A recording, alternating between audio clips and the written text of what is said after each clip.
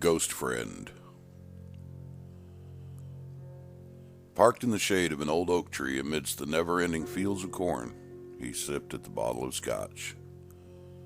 Less than a week ago, he was in Texas, at dinner with his daughter and youngest son at their favorite steakhouse. He asked them why their older brother, his eldest son, was not there, and was told he had moved to Colorado several weeks ago when he got his separation pay from the Army. His son, a Desert Storm veteran, had been in the Army for nearly 9 years and only got out because of the recent drawdown. They paid him to leave. He knew, as a Vietnam veteran, that the drawdown would be short-lived because it was only a matter of time before the wheels of big government would instigate another war to further their objectives of world dominance. It was an election year, and there was sure to be a new president elected this year, one who would work to build the country up again. The last time he saw his son was a little over a month ago. He had returned from the Army and found his father living in a little portable office building he had moved onto the property where the first house had stood. That house burned down conveniently when the new bingo parlor was just getting started, and the last payment from the people they sold their bar to was already made.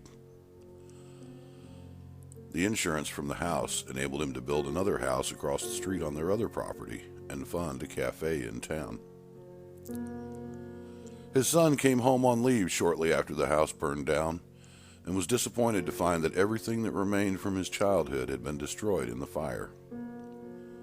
It was not much, as just a couple years before they had to leave Florida in a hurry and left things in storage, intending to return for them. They never did, so he was left with only a few things that he managed to take, including his guitar, pictures, and clothes. Then, after completing training in the Army the year before, he left his awards and yearbook at home until he got settled at his first duty station. The fire destroyed it all. Despite this, while he was home on leave, he installed the roof to the new house and helped make it livable before taking his pregnant wife and son and returning to his duty station in Colorado.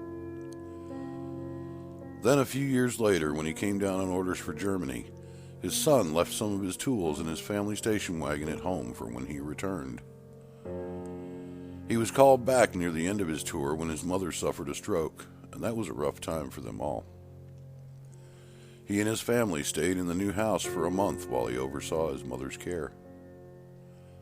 It did not make it any easier knowing that she had ignored her doctor's orders because she was depressed about their divorce. She was still in a coma when he returned to Germany. Later that year, in the spring, the dam failed, and part of the county where the new house stood was flooded. A 4-foot wall of water washed through and stayed for days until it ran off into the Gulf of Mexico. As a result, his son's car and tools were ruined, along with the house. There was no insurance. He could see the disappointment in his eyes when his son visited him in the portable building. His wife, his son's stepmother, was in the hospital fighting a losing battle with cancer, and he was trying to keep it together while visiting her and keeping the cafe running. He could not let her dogs outside, and they had messed all over the little one-room building, including on the bed and couch. So when his son came to visit, they had to sit outside on the truck tailgate to talk. He saw that his son did not approve of how his father was living. He also knew from talking to him that he would not allow himself to be in such a position as he worked to be responsible and take care of his family.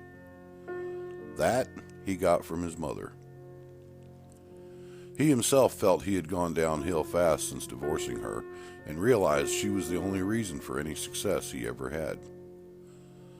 They talked for a while about life in general, and his son had revealed that he had gone to visit his mother in the nursing home. He said he would not be going back because it hurt too much. When she came out of the coma, it was apparent she had suffered massive brain damage, and as a result, she had no memory of her life after about 7 years of age. When he heard that, for once, he could understand how his son must feel. While theirs had been a rocky marriage and he had cheated on her a lot, They still had their good times and their 3 children. They had lived in a lot of different states and places, going wherever and whenever they wanted to see what someplace else was like. While it had resulted in uprooting the kids and moving them often, he thought they turned out all right. To know that all of those memories were gone and she remembered none of them was crushing. As their visit was winding down, his son said he was not sure what his plans were yet, as he was still trying to decide. He said he should come by to visit with the grandkids because the house here was too small for all of them, and he had not seen them since they were home on leave from Germany. The last thing he himself said was they needed to go fishing sometime, and watched his son drive off for the last time. He never did go and see his grandkids, and now they had moved away. He looked around at the cornfields surrounding him. Now he was also away. Thinking about the things he and his son talked of had set him in a rather depressed mood. The more he thought about how all of their lives had been so adversely affected by his own actions, especially his ex-wife, the more he drank. Until he woke up in the hospital, wondering how he had come to be there. It seemed he had drank himself to black out and had been involved in an accident in which a little girl was severely injured. She would be crippled for the rest of her life, and it was his fault. He waited until the cop that was outside his door went to the bathroom and quickly exited the hospital. He called in a few favors, got his things together in a rental car, and met his children for dinner one last time. After that, he was on the road headed back here, where he was now, in northern Indiana. He rolled down the window and breathed the familiar air. It had been many years since he was here amongst the corn in his home state. He wanted to go and visit his stepdad and stepmother, but knew they would not approve of his current state of being. He was always the black sheep, and after being gone for so many years, he had no one here to turn to. In fact, he had no one to turn to at all since his wife was in the hospital dying of cancer, and the police would be looking for him. He reached over and pushed the button to open the trunk of the car. Getting out, he grabbed a length of hose and stuck it in the tailpipe before running the other end into the back door window of the car. He taped it in place and sealed the window opening around it. Sitting in the car, he rolled his window up, took another drink from the bottle, and sat back with his eyes closed as his foot pressed harder on the accelerator. Kevin woke with a scream stuck in his throat and soaked in sweat. In his mind's eye, he could still see his father sitting in the car with the exhaust running into it. He had not ever seen the car, nor his father after he committed suicide. But in the dream, it was as if he was there the whole time. He got out of the bed and went to the garage to his desk and lit a smoke. Drinking from the unfinished coffee from the night before, Kevin tried to sort the dream out in his mind. It had been 30 years since he got the call his father died, and he could not recall even thinking about the man in the last few years. Yet, here he was, soaked in sweat from a dream about him, trying to figure out why. He quietly reviewed his life of recent to see where the trigger for the dream had come from. Watching the smoke from his cigarette drift up lazily, he found himself at a loss. He was not rich, but he owned his own home, and had a good job, and his children were grown and off living their lives. Sure, he had made mistakes along the way, and even some that hurt him deeply, but nothing they did not survive. Lessons were learned, and they moved on. He crushed the cigarette out and returned to bed. It was already 3 in the morning, and he had to be up in a couple hours to go to work. He snuggled up close to his wife to hold her and drifted back to sleep. He did not dream any more that night and woke a few minutes before the alarm would go off. Talking with Michael at work, he noticed the man had familiar mannerisms. As they discussed the projects and what they would be doing, Kevin found himself distracted by the man. Though they had only met a short time ago when Michael joined the crew, he felt like he had known him for much longer.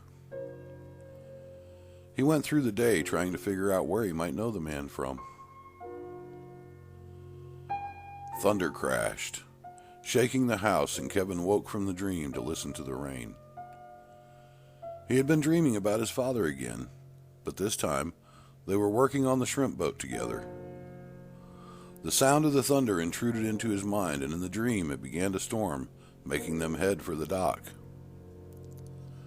Thinking about it now, he could recall the day when he was a teenager and they had been run off the water by a storm. The dream, though, was not what his mind was chewing on. What he was trying to sort out now is how his mind had known to have that dream and time it to coincide with tonight's storm. He had not had any idea it was going to rain tonight. At least not consciously. Had his subconscious known it was going to rain and timed the dream to coincide from indicators he was not aware of? Or had the dream been very brief, right at the moment of waking, and rewound from the thunderstrike to play through until he was awake? He pushed the thoughts from his mind and forced himself to relax and go back to sleep. He did not want to be tired at work and have to struggle through the day. As he drifted back to sleep, his last thought was that he missed fishing with his dad. For several weeks, Kevin had intermittent dreams of his father, and he noticed they seemed to be timed to coincide with when he spent time with Michael. If he talked with Michael at work, he would undoubtedly dream of his father that night. When Michael's mood was low, the dreams of his father were of low times, and if he was happy, so too were the dreams. He realized this one Saturday night when he was sitting at his desk. Flipping through the news while listening to stories on the computer, his thoughts were distracted as he tried to figure out what the connection was between his dreams and his coworker. He was very tired, having worked on projects around the house all day, and felt himself nodding off now and again. Realizing he sometimes fell asleep sitting at his desk, he crushed out his smoke and tried to focus on reading the news articles when he dozed off momentarily. In the brief moments he slept, he had a dream in which Michael suddenly transformed into his father. He woke with a start and wondered where the hell that came from. Then he recalled having spent the afternoon at the Christmas party yesterday at work, talking with Michael as they ate. Sitting on the tailgate of his truck, enjoying the barbecue meal provided by his employer, they had talked of many things. Both of them had served in the military. They had similar backgrounds in work and liked to hunt and fish. If it was not for the fact that Michael was the same age as his youngest son, Kevin thought they could be brothers. But that was impossible, of course, since Michael was born the year his dad died. One of the things they talked about was depression and what kept them going. Kevin suffered from depression since he was young and had learned to deal with it without medication, since the medication made him numb. It had taken him to some very dark places over the years, especially when he was a teenager and dabbled in drugs. The drugs released inhibitions, and several times he had seriously considered finding out what comes after this life. The other times, when life got hard to deal with, or when he lost his desire to keep going, those thoughts resurfaced. The one thing that always brought him back and made him endure was the deep ingrained belief that suicide was wrong and there would be negative consequences. As a man who believed in God, he knew somehow that it was necessary to complete the life path you were given in order to move on. He did not necessarily believe that a person committing suicide would be sent to hell, because how could a benevolent God who loved his children send an otherwise good child who was hurting to more torment? No, he did not believe that, but he did believe that there would be some negative consequences. These ranged from having to start all over in a new life to try again, to living out one's lifespan in an alternate universe of the same making. Or maybe we exist simultaneously in parallel universes, and when we stop too soon in one, we just take over another of ourselves and continue on. It was in fact thoughts like this that sometimes made him want to see what was on the other side, because he knew there was something. He refused to believe there was nothing after this life except nothingness. There was too much order in the universe, and things worked together too perfectly for there to be no creator. And it was also the belief that there was too much order that made him endure, because stopping meant being out of order, and that is never good. In his darkest moments, he considered that perhaps there is nothingness after this life. He had never been able to feel or know his soul. How could he be sure he even had one? When he went to the dentist and had a tooth pulled, or to the doctor and they put him under anesthesia, all he knew was he was awake, then nothing until he was awakened afterwards. How could medication numb his soul? Would his soul not still be aware when he was out, just like when one died? He had discussed these things with Michael and saw that he had inspired him to really consider things. For there was something in Michael's mannerisms and general way of being that reminded him of his father and the feelings of despair. Kevin got up from the desk and went to bed. He hoped he was not sensing Michael giving up, and that was what was causing him to think like this. As he lay his head on the pillow, he said a small prayer for Michael. There was a brief flash of light, and Kevin felt himself falling, although he was falling upward. It gave him pause. Does flying upward really feel like falling? His thoughts were interrupted by a blinding flash of light, and then he could see nothing but bright white. He was no longer falling. He was not moving at all. And yet, he did not feel as though he were standing either. He just was. Looking around, Kevin tried to figure out what was happening. This did not feel like a dream. It felt real. He was not scared, nor cold, nor hot. He just was. That was the only way he could describe it. He just was. "Hello, Kevin," a deep voice boomed in his head. "Hello?" Kevin responded. "Where are you?" "Right here," the voice said. A shimmering shadow stood before Kevin. It was not dark, but rather just a different shade of white in the outline of a man. Kevin could discern him, but could not see him. "Where am I?" Kevin asked, although he was pretty sure he knew already. "You know where you are." "Okay," Kevin paused. "Who are you?"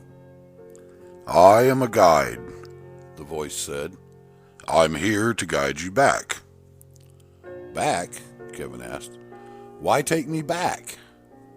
"Because you are not done," the voice stated. "Then why am I here?" Kevin wondered.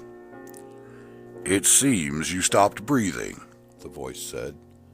"Soon, you will start breathing again, and then you will go back and wake."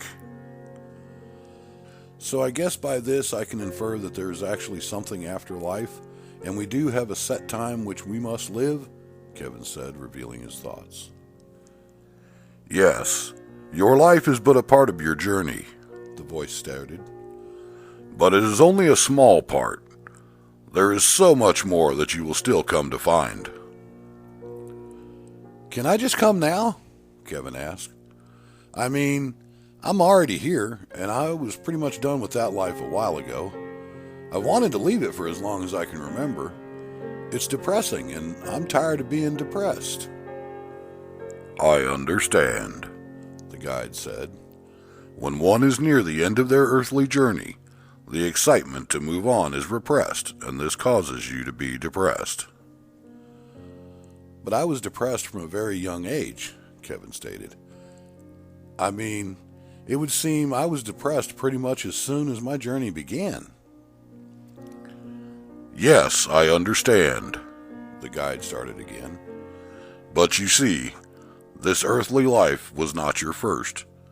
With each passing life, you learn and grow until you have learned everything you need to know to move on. Your soul understands you are nearly complete." "So reincarnation is real," Kevin asked. We live and die and live over and over until we learn what we need and are then allowed to move on. Correct, the guide confirmed. So what about suicides? Kevin asked. The church says suicides go to hell. Is that true? No. Suicides are just like the rest of you, except when they stop short, they have to start over even further from the end, as they have much to learn yet, the voice said. Only the evil go to hell, those that do not believe. What's the margin between good and evil? Kevin asked. I mean, sure, killing without reason and otherwise harming others I can understand. But where's the line? It's very complicated, and we do not have the time now to fully discuss it. But as you've said, harming others without just reason and not believing in the Creator. So time is still a thing here? Kevin mused. Well, not so much, the guide said. Time passes in all realms, but it is more of a progression. Our limitation now is when you will return. So while I got you here, Kevin started, why do we seem to have such an increase in gender dysphoria these days? Repression, the guide stated. That's not much of an answer, Kevin said. Care to explain? Those who find themselves in the wrong body are so because they either mistreated the opposite sex or desired strongly to be the opposite sex in a previous life. So it's a punishment? Kevin asked. For some, yes, but we prefer to think of it as learning by experience, the guide said. After your life on Earth, there are no more sexes. You will come to find out that as you progress, we are all the same. The sexes on Earth were a gift from the Creator for you to explore. Most folks accept what they are given and enjoy it. But there are some that have not learned enough and are stuck in a rut that dictates everything must be just so, and their gender is one of these things they feel must comply. So basically, you're saying God gave us all a bag of sex toys to play with, and some of us are so stuck in having one set or the other that they don't realize we'll all get all new types of toys once we get done on Earth. Kevin smiled. See, you get it. That's why your journey is nearly complete, the guide said happily. Okay, let's move back to the no more sexes after our earthly journey and all being the same, Kevin began. I thought my wife was my soulmate and we would be together for eternity. Now you're telling me we'll all be the same. Does that mean we're not soulmates and love is just an earthly thing that falls away too? I mean, all the same sounds pretty gay to me. And now we know why you still have a little time left there, the guide said. You may very well be soulmates, as this is something that does follow. But, since there are no genders, there is no classification. And love? Love is eternal. It is the wellspring of life and being. Without love, there would be nothing. Love is the most pure thing in all of being. That's why it hurts so much when you think you've lost it. Okay, so this young guy I work with, Kevin began, he reminds me a lot of my dad. Is it possible that my dad reincarnated and I've met him again? It's possible, though unlikely, the guide said. Usually, when a soul is reincarnated, they are sent far away from where they were to gain new experiences. But, since people move around a lot, it is possible. Okay, what about race? Kevin asked. Are we predestined to be a certain race for eternity? No. There is no race after your earthly journey, and is completely random from life to life, the guide continued. Race is simply an earthly tool meant to help young souls learn how to deal with differences. You could be a white female in one life and a dark-skinned male in the next. All variations to promote your soul's education. Why can't I feel my soul? Kevin asked. And why can't I recall previous lives? Sorry, Kevin, but it's time for you to return. But I have questions, Kevin protested. I need answers to help me get through this depression mess. You are about to awaken in your bed, the guide stated. Kevin could feel something changing around him. Hey, if I wasn't supposed to be here, why did I stop breathing? Sleep apnea, the guide said as his voice faded away. It's a thing. Kevin's eyes snapped open and he looked around in the darkness. He was back in his bed and could see the cat tree in the corner. A couple of his cats were laying there on it, and another was purring by his head. He became aware of a headache and realized he was laying with his hand between his face and pillow.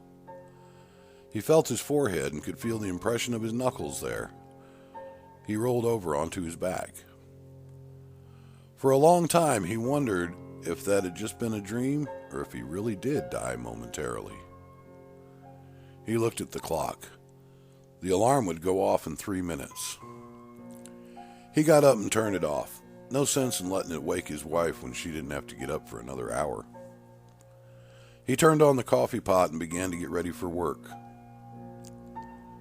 After he clocked in at the shop, he went out to get his truck ready for the day.